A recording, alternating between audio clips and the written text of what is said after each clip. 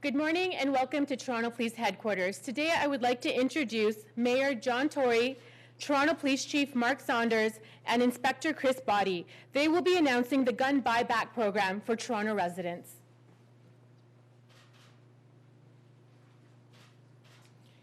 Well, thank you very much and good morning, everybody. It's a pleasure to be here with Chief Saunders and with Inspector Boddy and the men and women of the Toronto Police Service here at Toronto Police Headquarters to be part of this announcement. The Toronto Police and the City of Toronto, and I think a lot of our partners across the city, have been working hard to try to address the question of making the city even safer than it is. It's a safe city, but of course our challenge is always to make it even safer and to do everything we can in that regard. It's been one of our shared priorities and one that we will continue to work on. And it has manifested itself in the last couple of years, including this year's budget, in a challenging budget year, in a significant additional investment in the Toronto Police Service and making sure they have the men and women and other resources that they need to keep the city safe. It has involved a lot of advocacy with respect to the laws of the country, which in some cases need to be altered in order to make sure that the city remains safe. And we've had some good cooperation on that front, for example, from the Government of Ontario, which helped us both with some additional resources for policing, as well as with some help in the establishment of a special bail court. And it's manifested itself as well in very significant investments in kids and families, where again we've had good partnership with the Government of Canada, and the city itself has continued to invest in things like the youth equity strategy to make sure that we make those investments in kids and families now, so that we can give those kids in neighborhoods across the city the best possible chance of having a life that is full of hope and opportunity and is away from some of the temptations that will sometimes come their way to get involved with the wrong kind of people in the wrong kinds of activities which threaten community safety. So today's announcement is one more step that we can take working as between the City of Toronto and the City Council and the men and women of the Toronto Police Service led by Chief Saunders. And we are here today to launch the Gun Buyback program for 2019. The program starts today and will run through May the 17th. And the message is simple: give up your guns. To anybody who has one, this is an opportunity to work with the police and to do it in, I think, the most favorable kind of circumstances, to give up those guns and thereby get those guns out of the community, out of houses where they might be off the streets and just not present in our city. It is better not to have them for people who may have them today, sometimes inadvertently, sometimes deliberately, and we will be making an offer which will encourage people to turn those guns over. During the buyback program, we will provide a financial incentive to community members who want to surrender these firearms to the police. The 2008 buyback program brought in 2,000 guns, in the neighborhood of 2,000 guns. And nobody here today, including in particular me, is going to suggest this represents an answer or the answer or any one thing that is going to cause gun violence to disappear in our city, but it is one more step that we can take. It is a step that we should take, but it represents, again, only a small part of a very complicated series of measures that we're taking, including investment in the police, including investment in kids and families, including changing some of our laws, and making sure that the police have the resources and the tools needed to do their job. Both Chief Saunders and myself, and he of course will speak for himself, but both of us hope, as do I'm sure all the members of City Council who supported this when it came forward as part of a series of measures we took in light of the events of last summer, hope that this program is as successful as it can possibly be. The number that was cited from the last buyback is not meant to be a ceiling. It is simply meant to be a statement of fact of what happened the last time we did this. But I would hope that we could bring in as many guns as we possibly can. Because the bottom line is this: one gun surrendered is one less gun that is out there somewhere in our community. It is one less gun that is in somebody's home subject to being taken, that is on the streets in some way, that is just out there available to people who would do bad things with those guns. One less gun off the streets, one less gun turned in under this program is one less gun that is available to people who will commit the kinds of violent acts that we've seen taking place in our city. Gun violence remains a serious issue of concern. It will remain a serious issue of concern as long as there's one incidence of gun violence in what is still one of the safest cities in the world. But you have to keep your eye on this, as I know the men and women of the police service do. And this does represent but one more step in our efforts to combat that gun violence while at the same time making Toronto neighborhoods safer. Both the Chief and I are looking for every way we can to address that issue, the issue of gun violence. We have been throughout the time we've been working together, and this represents one more initiative in that direction. Beyond the fact that we are looking to get as many guns off the streets and out of the community as possible through this buyback, it also gives us another opportunity to have a positive interaction between city residents and the Toronto Police Service. This positive interaction helps to develop a closer and better relationship between the police and the community, and that is something that is a very high priority for us as well. I should say, and I mentioned it earlier on, this gun buyback is not only supported by me and by the Chief of Police and by the Police Service, Inspector Body and others, but by the members of Toronto City Council as well. This was a part of a series of measures approved overwhelmingly by the Toronto City Council last summer in light of events taking place at that time, and it has taken the time in between then and now to put the details together that you're going to hear about from Chief Saunders and from Inspector Body. We know that ending gun violence in our city is going to take a long-term commitment to this, a determined commitment, which we have, and a wide variety of measures fitting under most of the headings that I mentioned earlier on. Support for the police, changing some of our laws and administering them in a way that is tougher on people who are repeat offenders, and investing, very importantly, investing in kids and families and in neighborhoods across the city. I firmly believe this buyback will be a help. This will be something that will make a positive contribution to reducing the availability of guns. And I remain committed to working together as a community, working with the provincial government, where we've had some good support, working with the Government of Canada, where we've also had some good support, because this is one area where we have to work together to make absolutely sure that we don't in any way stand by while the city becomes less safe than it already is. It is a very safe city. The objective for all of us is to keep it that way and to work together to do so.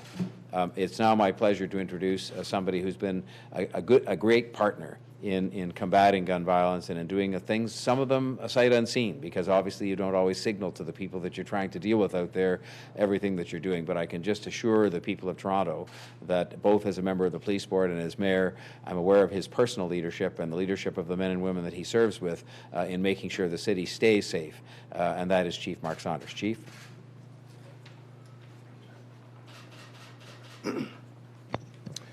Thank you, Mayor Tory, and thank you for all being here. It is a good day when we, the Toronto Police Service and the City of Toronto, can work together to make a difference that will help us work towards safer streets and communities for everyone in our city. It doesn't happen overnight, but initiatives such as the Neighborhood Community Officers Pilot has proven to make a difference between the engagement that the community has directly in a two-way dialogue. It helps all sides get to know each other better, and it helps build trust and relationships between communities and police. This gun buyback program is one more of those initiatives where both the police and the public are engaged in a common goal and are taking the steps to make their streets safer by removing unwanted handguns and long guns. One less gun off the street is a success. We need the help from the public in order to move towards this success. So from today through to May 17th, we invite the public to consider giving up the firearms they may have in their home. If you know someone with a gun, please speak to them about this program. Upon determination that the gun was not used in the commission of a crime, handguns will net $350 and long guns will net $200. What I'd like to do now is introduce Inspector Chris Body to speak on the logistics of the program. Thanks, Chief. Good morning, everyone. Thanks for coming. The process for this program will be familiar to Torontonians. The process will be that any resident of the City of Toronto that is in possession of an unwanted firearm, they're asked to call the Toronto Police Service at 416-808-2222, and a police officer will come to your residence and safely retrieve that firearm. So I just want to emphasize once again that police will come to you to pick up these firearms. We do not want citizens walking into either police stations or any other city building for that matter with a firearm. So please, I would hope the media could really impress on that the police will come to the residents to seize these firearms. After a resident calls the police, there may be some delay for police to get there, so I would ask residents of Toronto to be patient, but I would also ask them to ensure that their firearm remains secure in their house until the police get there.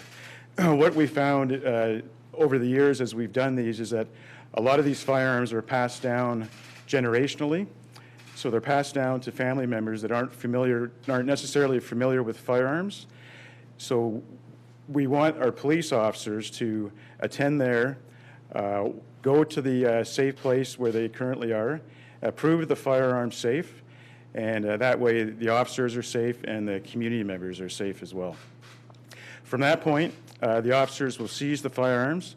All the firearms are tested by our Guns and Gangs unit to ensure that they haven't been involved in a crime. And 4 to 6 weeks after the seizure, the homeowner or the firearm owner will receive compensation by the form of a prepaid credit card. So that's the nuts and bolts of it. Happy to answer any questions.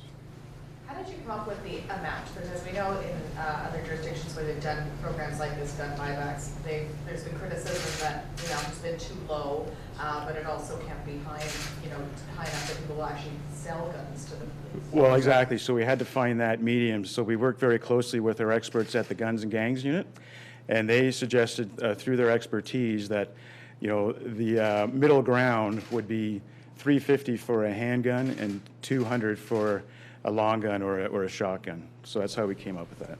And Tory, in the past you've been a bit skeptical about how effective these programs will work, that maybe people are just turning in family heirlooms. Why do you think this is actually going to be effective?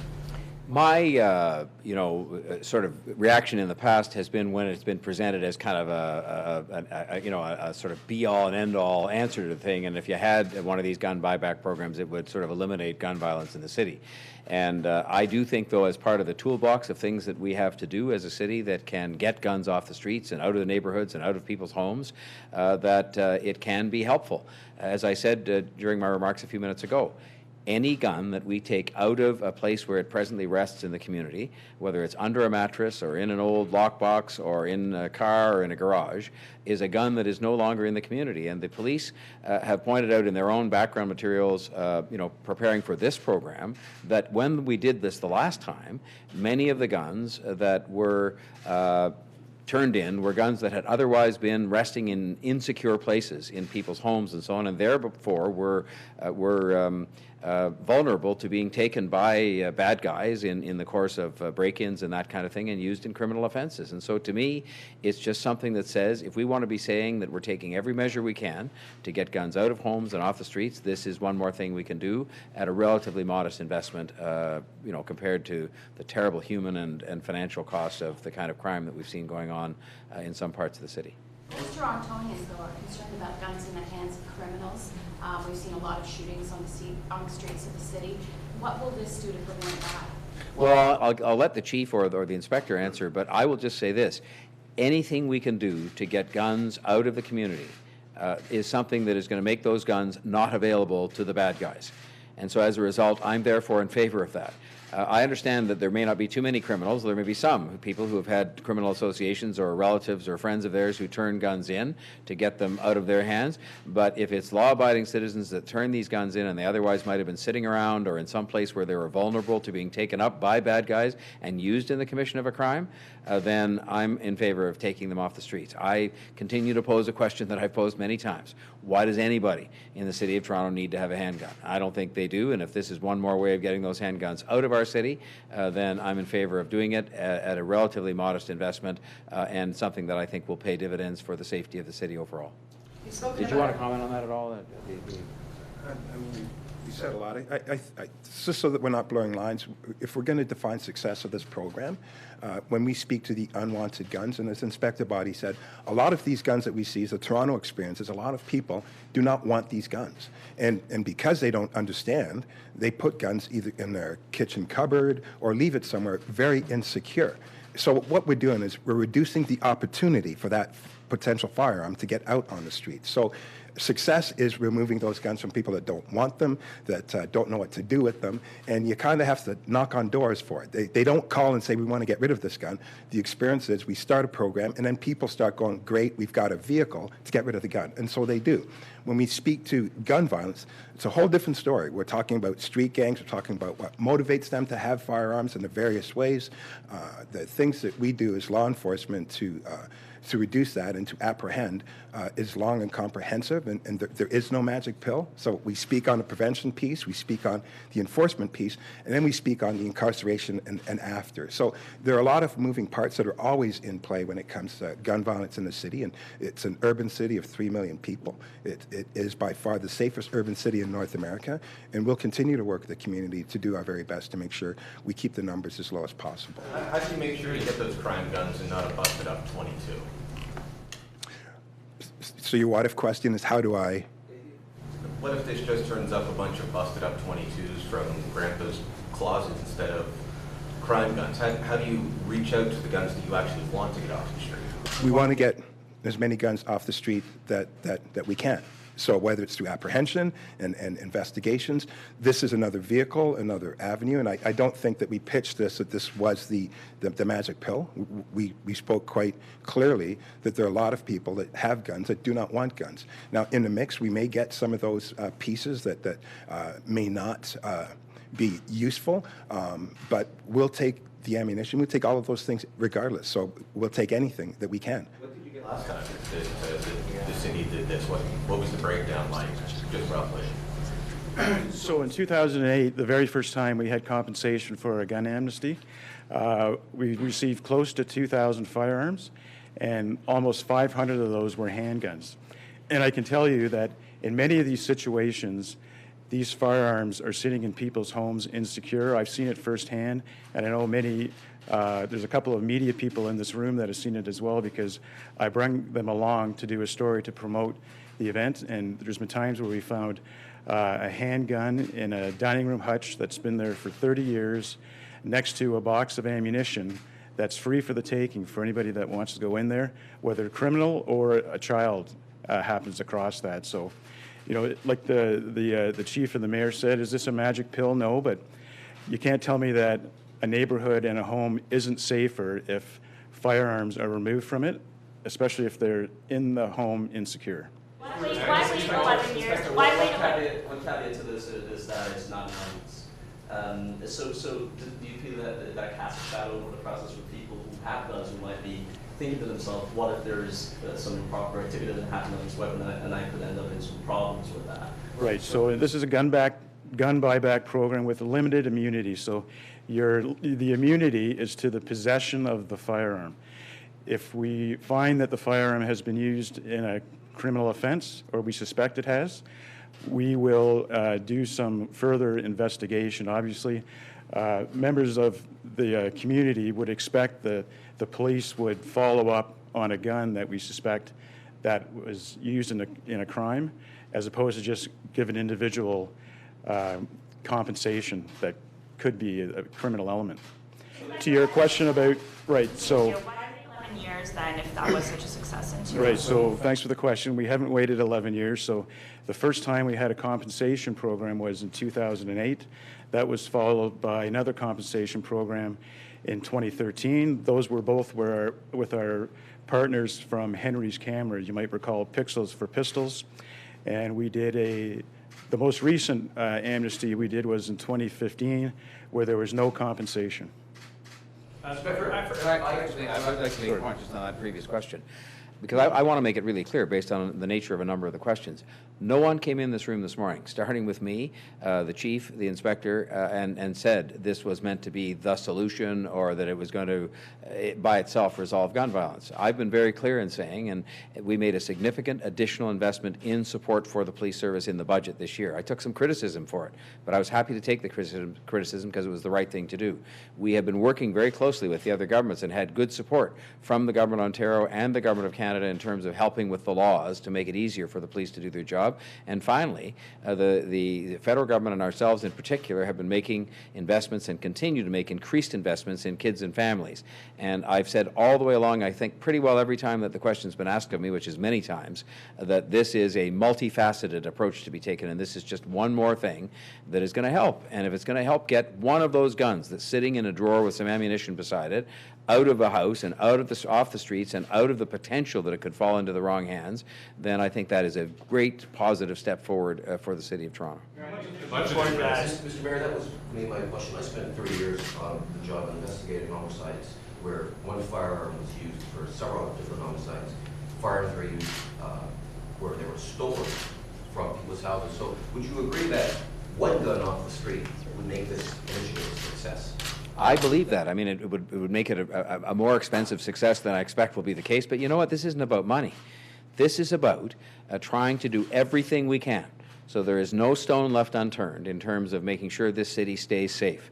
And that some of the real concern that I saw for very legitimate reasons last year and in previous years, but last year in particular, that we, meaning the police service, the city council, and everybody else involved, the other governments, do everything we can to keep the city safe and to keep guns off the streets and out of places where they're liable to be exposed to the criminal element. And I think if it was one gun, then I would still be satisfied that was one less gun that was available to shoot somebody with in the city, and that's a step forward. How much has been budgeted? Opening that the 2,000 figure from 2008 was not a barometer for success or an expectation. However, given the fact that there's the financial incentive, that it's kind of a trial period going up into May, and the success of what happened previously, do you have, maybe you don't want to release it, but is there an actual total figure in mind or some sort of optimistic number that you would like to see from this, and maybe the chief or the inspector could speak to that? Do you have an idea, some sort of goal in mind of how? From my perspective,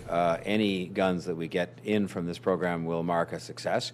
But obviously, we would like to see hundreds of guns come in, and we've obviously budgeted several $100,000 on the expectation, given the reward schedule that was set out by Inspector Body, that we will get that number of guns turned in. But we don't know about these things. All you know is if you don't try to get them in, if you don't make the offer to people to turn in these guns, which I believe they should and many want to, then those guns will still be out there. And so that's why this is a step forward, but it's impossible for us to estimate how many guns will come in. We cited the number from the last time a significant buyback program like this happened in 2008 as only a historical example of what can happen, and I hope something will happen that's that good, but we'll have to see.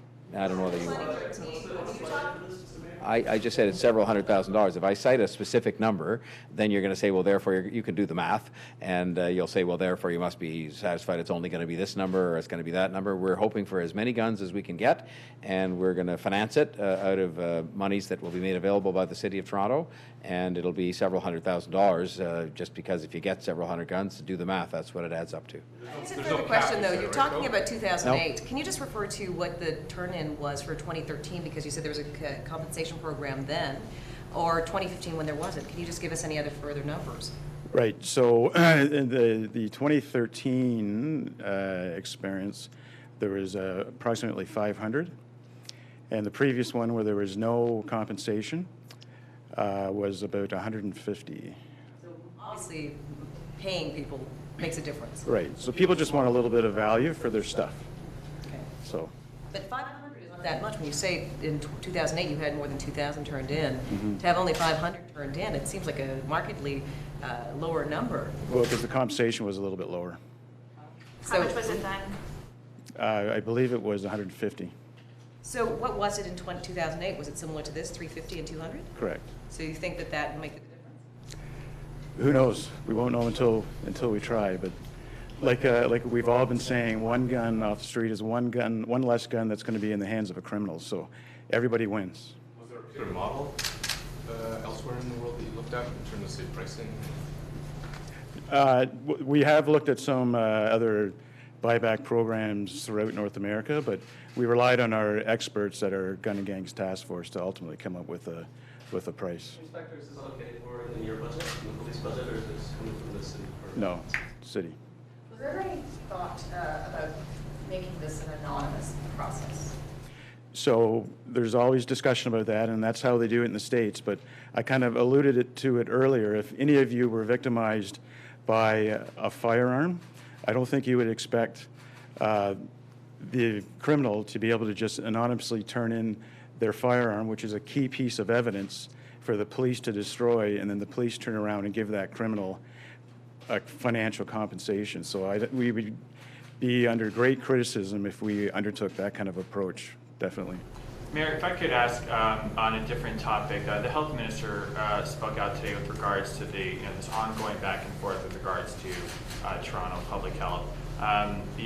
Bringing up again, just seeming to dispute what the city has put out in terms of the $1 billion over 10 years, and brought up the subway upload plan, and that they would also be uploading certain services from the public health units, and that the residents will essentially continue to get what they experienced previously. So, based on that type of commentary, are you going to kind of expedite the plan to sit down with her one-on-one to go over these cuts?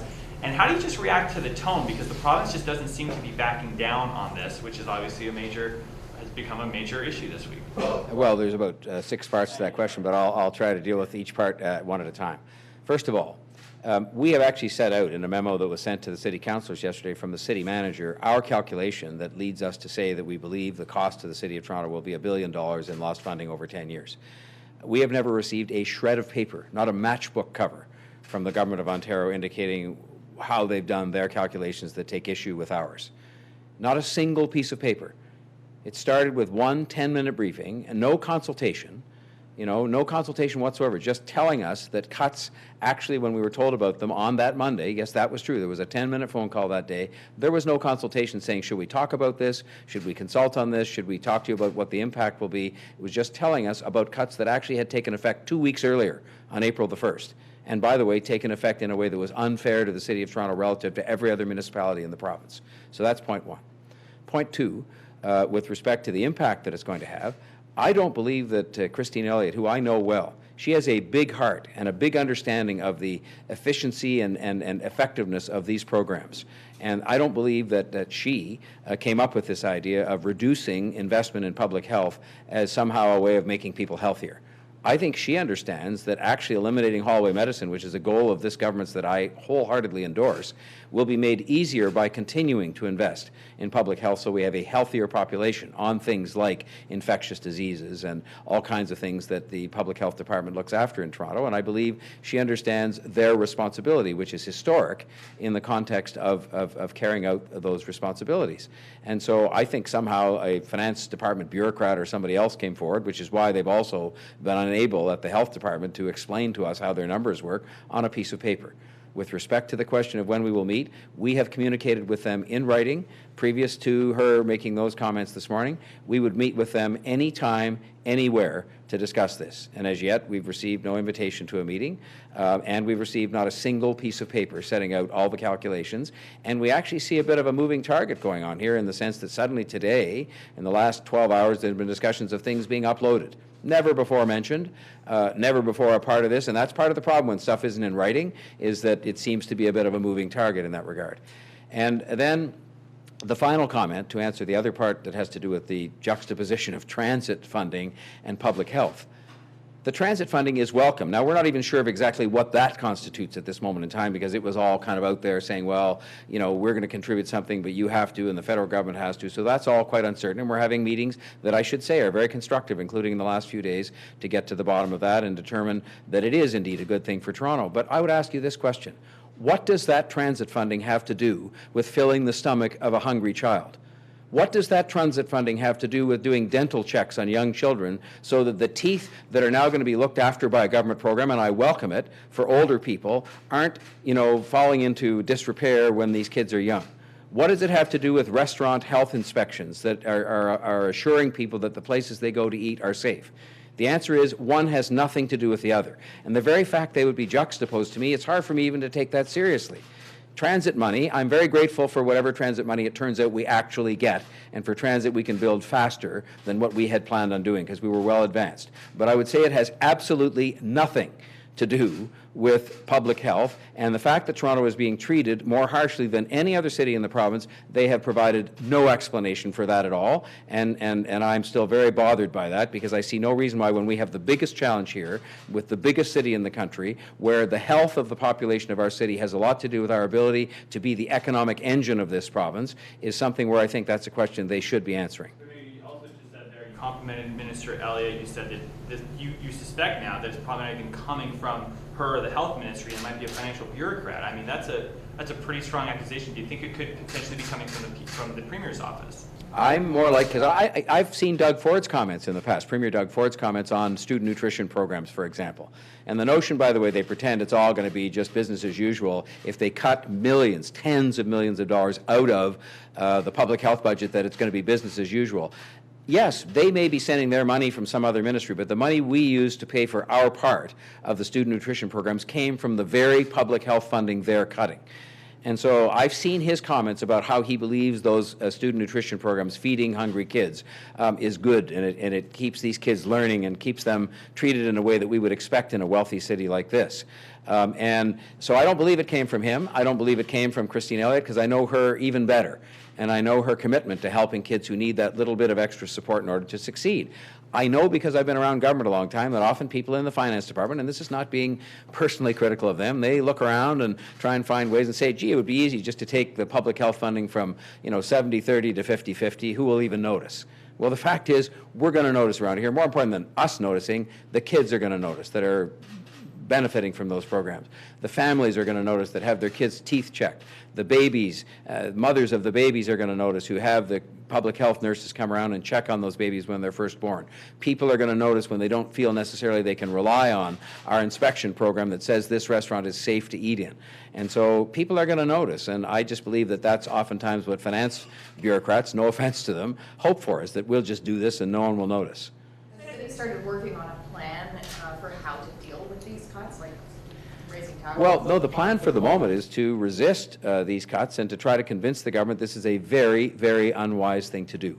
I understand they have financial problems, but I guess if you look at it, is the place to start to solve your financial problems by eliminating problems that feed programs that feed hungry children, or programs that check the teeth of young children to make sure they get off to a decent start with their dental health, or programs that inspect restaurants, or programs that prevent infectious diseases? We just have to have one more incidence. God forbid that we should. People have short memories, but we had SARS, in which 44 Torontonians lost their lives just a few years ago, and the economic devastation to Toronto, aside from the human devastation, was massive. It took years to recover from it. And that is the kind of thing that public health watches out for and trains people, educates people as to how to look after themselves and not be exposed to infectious diseases, for example. And I just don't understand why, notwithstanding that you might have financial problems, they're going to decide to just say, well, we're out of that business, or we're backing away from that business, we'll leave it to you. When we have, by the way, already finalized our budget, as the law requires us to do. And I'm happy with the fact that the law requires our budget to be balanced every year. It's a great thing that we do that, and we have to make choices. We did that months ago. And we set the tax rate for the year, and now they come along partway through the year with no notice, no consultation, no discussion, no meetings. Fine that they're offering to have a meeting now, but none before that, and just saying we're unilaterally changing arrangements upon which we prepared our budget on things that are very important to the people. So I just would say that our plan for the moment is to try and get them to change their mind, and we'll go down the road from there and see what we have to do if they don't, because this is one of a series of things. They've made huge cuts to our tourism budget, tourism budget that brings in 44 million people, all of whom spend their money on hotels and restaurants. All of that money goes to the government of Ontario. We don't get a penny of it, nothing. And they've cut that budget substantially by millions of dollars. They've cut millions of dollars out of the gas tax. No discussion of any of this. No discussion saying, well, what would your priorities be if we had to deal with something? Nothing. It was just done, and those things weren't even fessed up on, really, in the budget in a serious way. They were kind of buried so that maybe nobody would ever find them. Mr. Mayor, on a completely different topic, or the chief, the Austin Bruin player that was threatened has death threats as a result of his surrender release. What's happened to Chief Wilson? I won't speak to ongoing investigations, but, you know, any allegations concerning criminal offenses we look into, and I'll just leave it at that. So is it being currently investigated? It's ongoing right now. Chief, I do have a question Chief, for the sorry. Chief, if I may. Chief, just earlier this week, I was wondering if you would respond to the story that came out in the Star earlier with regards to the working theory regarding the Sherman case, if you had any response to that, and just any response whatsoever with regards to your working theory, and does that mean that you have an idea of who actually committed the crime? That is an ongoing investigation. I stated very clear that it's a case that we have taken very seriously. We've put good officers in to investigate. They've done a thorough investigation, and that investigation is still ongoing with resources provided. Okay, just a quick question. How much money has been set aside for this gun buyback program? How much has the city put aside for it? Is there a cost? Well, we have to go and get approval of that from the city council, so we're going to sort of see what the early response is, but the council's not meeting for a little while yet, so the money will have to be approved. But as I've said, it's going to be in the neighborhood of several $100,000. If you just do the math, and we hope we're going to get hundreds of guns in and multiply that times the amounts that will be offered for the guns that are bought back, it'll be in the hundreds of thousands of dollars. But I think it's a modest investment when you compare it to the human cost, most importantly, and the cost in terms of people's feelings of insecurity they might have about some of the incidents we've seen going on in the city. And it is a relatively modest investment relative to the size of what we invest in the police service, where we made a significant additional investment this year to make sure that the police had the tools and the men and women they needed to get the job done, as they do so well for us every day. Thank you very much. Mayor, could you repeat for Radio Canada, just Oui. in French, why it's important to put in place the Gun Buyback program? Maintenant, nous avons beaucoup des armes dans notre ville, et c'est très important pour nous, pour la sécurité de notre ville, de retirer beaucoup des armes. Et c'est un programme, c'est une initiative ici que va réduire le nombre des armes dans la ville de Toronto. Thank you. That concludes today's news conference.